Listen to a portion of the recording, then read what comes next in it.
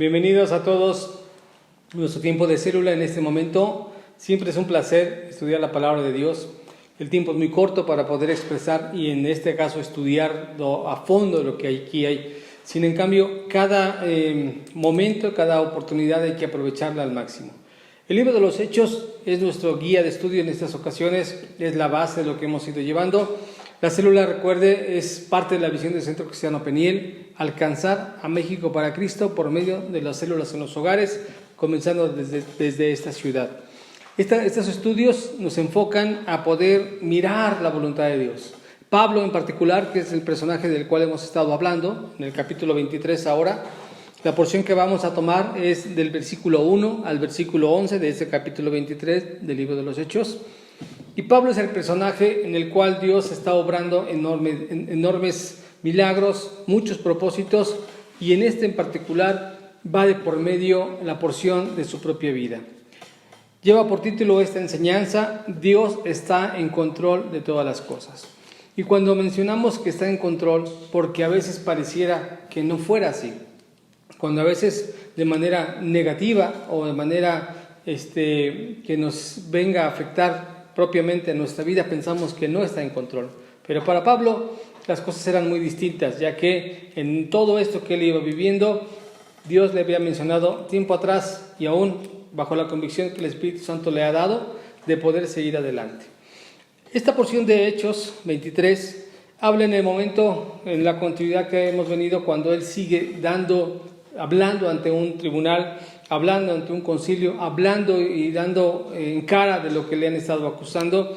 Y entonces Pablo viene a defenderse, viene a dar argumentos. Y resulta que en este momento, en esta historia, se encuentra ante un concilio de gente religiosa, gente de su propia nación, donde pues lo van a enjuiciar, lo van a encarar sobre lo que ha estado llevando a cabo al predicar el Evangelio, al poder transgredir su ley, porque no obedece los parámetros que la ley judía le había pedido, y había estado teniendo contaminación bajo el juicio de ellos, contaminación al hablar con gente que no es judía, al predicarles el Evangelio, al poder permitir incluso que algunos de esos que no son judíos lo acompañen a tener actividades en el templo, a estar involucrándose en la vida espiritual que solamente le correspondía a ellos, que de manera muy celosa habían cuidado no abrir a nadie más, porque era parte de su ley. Pero Dios, cuando Jesucristo llega, muestra que Dios vino a formar ahora ya no un pueblo, sino una iglesia. Y la palabra iglesia significa llamados aparte, asamblea de llamados, los llamados afuera, porque eso es lo que Dios está haciendo. Por medio de Pablo, como uno de sus apóstoles, son enviados, que esa es la palabra que significa apóstol, son enviados, para entonces, por medio de ellos, llevar este evangelio, y a donde sea que la gente escuche, allí el Señor sigue obrando. Así que capítulo 23, versículo 1 al 11, dice lo siguiente: Entonces Pablo, mirando fijamente al concilio, dijo: Varones hermanos, yo con toda buena conciencia he vivido delante de Dios hasta el día de hoy. El sumo sacerdote Ananías ordenó entonces a los que estaban junto a él que le golpeasen en la boca. Entonces Pablo le dijo: Dios te golpeará a ti, pared blanqueada. ¿Estás tú sentado para juzgarme conforme a la ley? ¿Y quebrantando la ley me mandas golpear? Los que estaban presentes dijeron: ¿Al sumo sacerdote de Dios injurias? Pablo dijo: No sabía, hermanos, que era el sumo sacerdote, pues escrito está: no maldecirás a un príncipe de tu pueblo.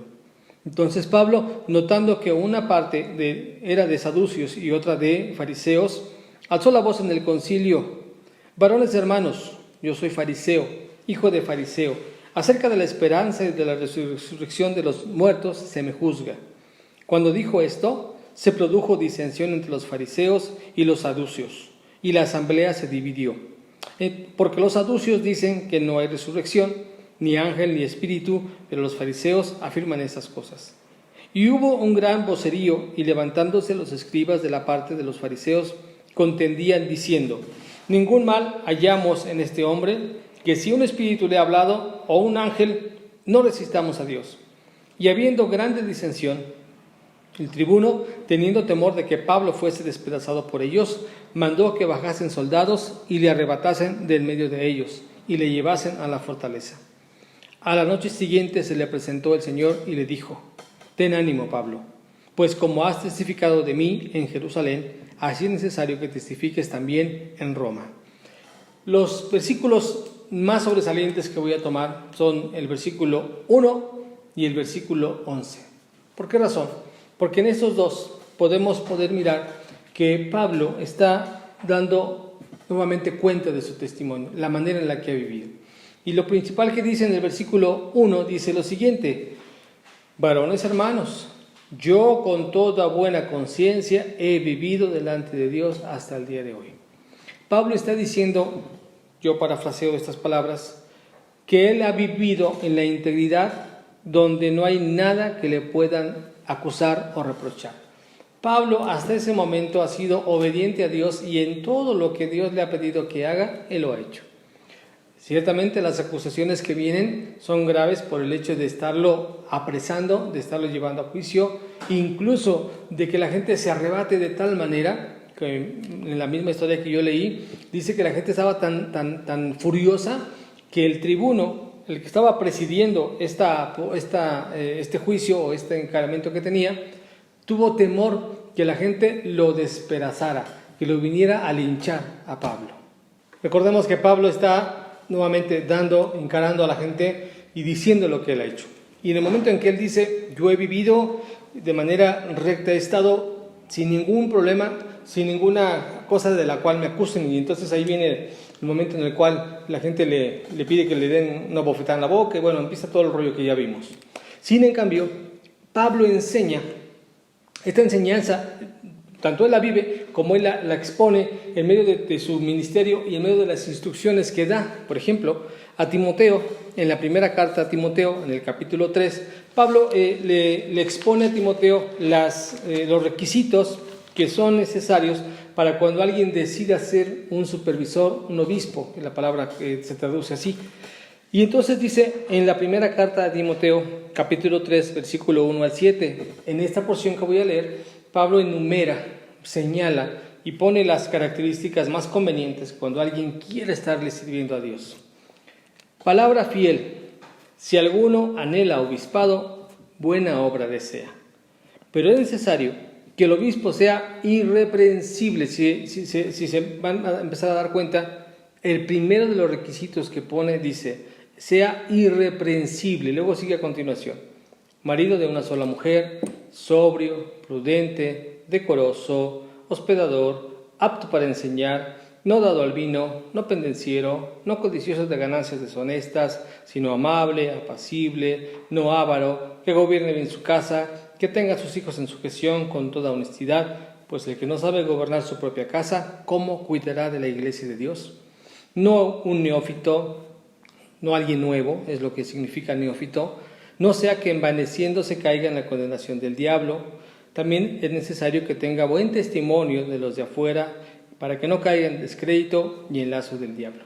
Si Pablo está recomendando esto a Timoteo con la intención de que hay gente que pueda agregarse a servir, involucrarse, a trabajar para Dios, él mismo está tomando esta referencia para enseñarla, porque él mismo sabe, como lo está testificando en Hechos que leímos hace un momento, dice, yo no he dado lugar a nada, he vivido hasta este día de la mejor manera, he sido íntegro, he cuidado, diríamos así, he cuidado mi testimonio. Pablo entonces, al hablar esto, lo hace nuevamente con el hecho de saber que su vida no tiene algo en lo cual pueda tacharle. Eso, mis queridos hermanos, yo creo que debe ser nuestra prioridad como cristianos.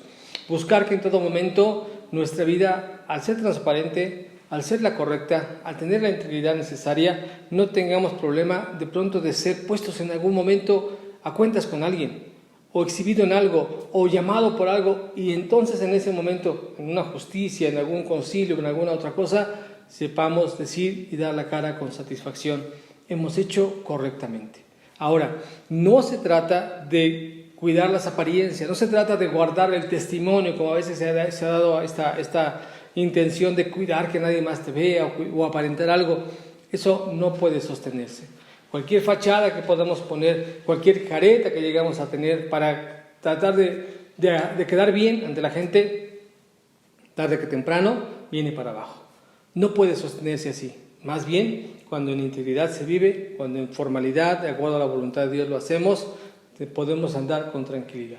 Pablo también recomienda en la carta a los Romanos, en el capítulo 12, que es una porción donde da muchas instrucciones, muchas situaciones sobre vida cristiana, deberes cristianos, incluso algunas Biblias titulan este capítulo 12 sobre esto, deberes cristianos.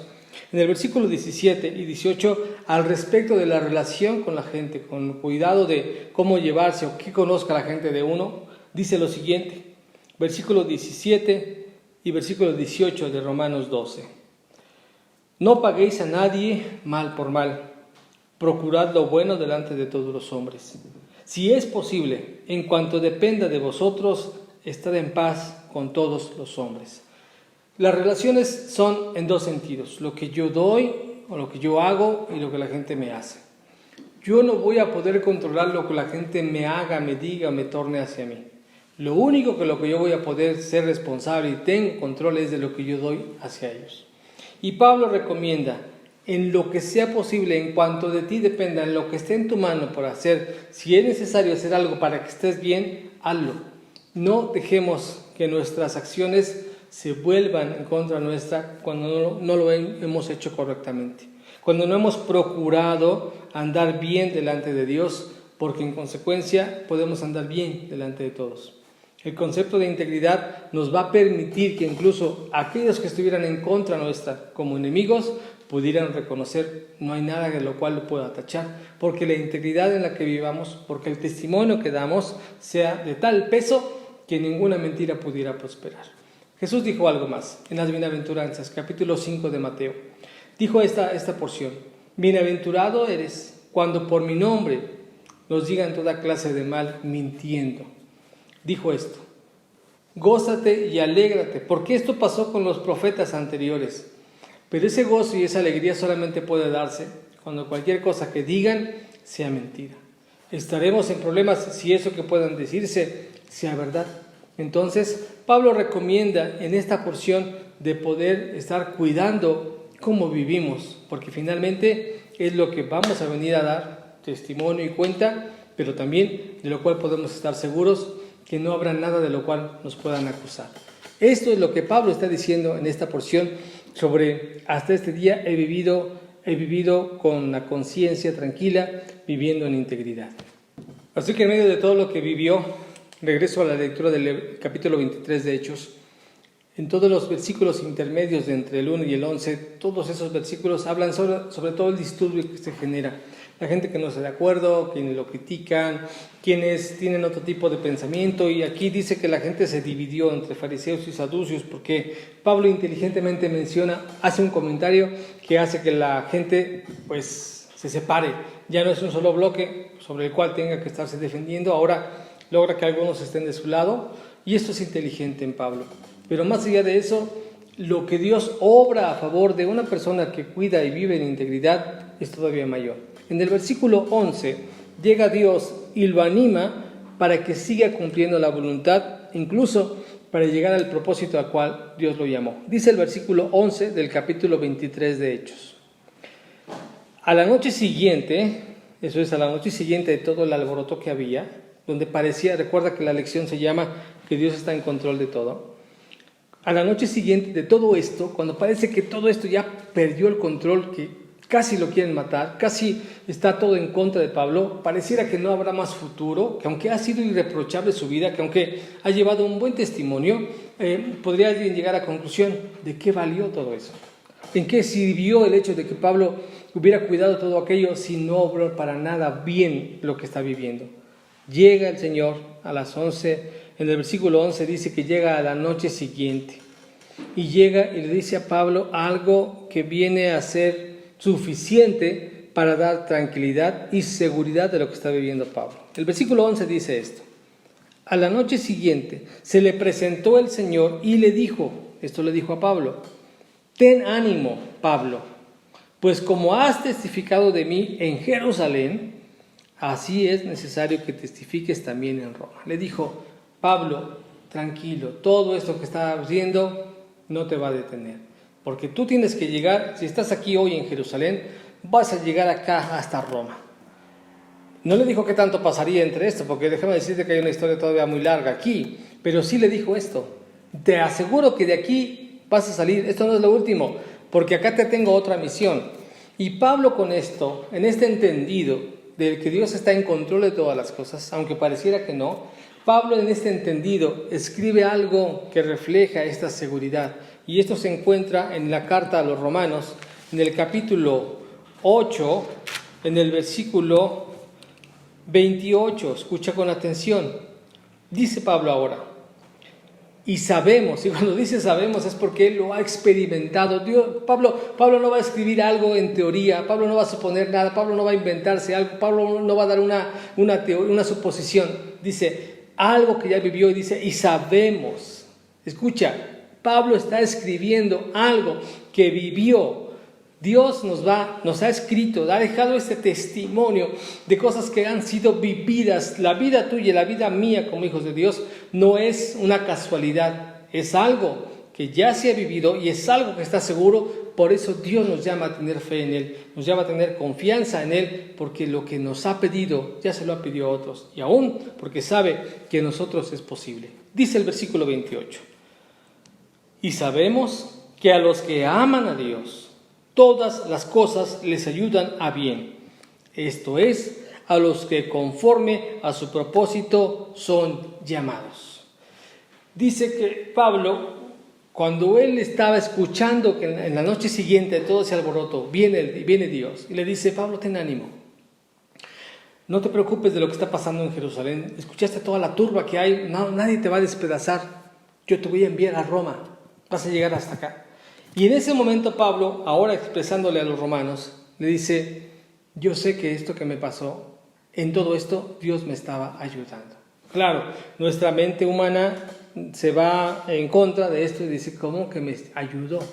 ¿Cómo que este problema se me desviró el carro y me estás diciendo que Dios me ayudó? Se me enfermó la esposa, se me enfermaron los hijos, perdí el trabajo y estás diciendo que Dios me está ayudando. Yo pienso que no. Y esto es porque no hemos conocido a este Dios de quien Pablo conocía muy bien, al punto de saber que aunque pasara todo esto, si Dios le había dado un propósito, si estando aquí en Jerusalén, aunque tal vez a punto de morir, porque esto recuerda, anterior a esto, antes de llegar a Jerusalén, acá en otro lugar, había un profeta llamado Agabo que le dijo: no vayas a Jerusalén, porque acá en Jerusalén te van a amarrar, te van a hacer preso, te van a echar a los gentiles, bueno, todo lo que le advirtieron. Pablo dijo: yo tengo que ir, porque Dios me dio una misión, y esa misión es predicar el Evangelio. Y estando en Jerusalén, dio testimonio de lo que Dios hizo y habló de lo que Dios estaba teniendo en él. Y aquí en Jerusalén, Dios le dice: no se acabó aquí la carrera, no se ha acabado la misión, Pablo, tienes que llegar aquí a Roma. Y en ese convencimiento Pablo dice: bueno, yo sé que yo amo a Dios, vivo rectamente, llevo una vida sin reproche, tengo un buen testimonio, porque aún sus enemigos reconocían quién era Pablo. De aquí, de Jerusalén a Roma, yo no sé cuánto voy a vivir, pero sé que Dios cumplirá en mí su propósito. Quiero dejarte esto en el corazón. Si tú has confiado en Dios, has decidido creer en Él, y tu búsqueda es una vida irreprochable porque estás deseando que la palabra te transforme, no tengas problema. Cualquiera que sea la situación, Dios te va a dar las palabras adecuadas. Dios va a darte la inteligencia para responder adecuadamente, porque Pablo, eso fue lo que sucedió. Con inteligencia movió a que la gente, y no es manipulación, no me malentiendas, no es manipulación lo que Pablo hizo para ver que la gente se dividiera y entonces restara fuerza, no. De parte de Dios vino la estrategia, porque también Pablo fue el que escribió fue Jesús el que dijo: cuando ustedes estén delante de un concilio, delante de un rey, en un juicio, no tengan problema. El Espíritu Santo les va a decir qué contestar, les va a dar el denuedo, la inteligencia, las palabras necesarias, porque finalmente Pablo, de Jerusalén a Roma, tenía que cumplir ese propósito. Así que, queridos hermanos, amigos, si tú estás confiando en Dios, ten la seguridad que todo en nuestra vida va a redundar, todo va a resultar para bien si estamos en el propósito de Dios. Que Dios te bendiga. Seguimos estudiando esto. Te repito, esto es inmensamente extenso. Quisiera decir mucho más, hay mucho más que dar, pero esta es la porción necesaria en esta ocasión. Sigue estudiándola y seguimos adelante con este estudio. Nos vemos la próxima.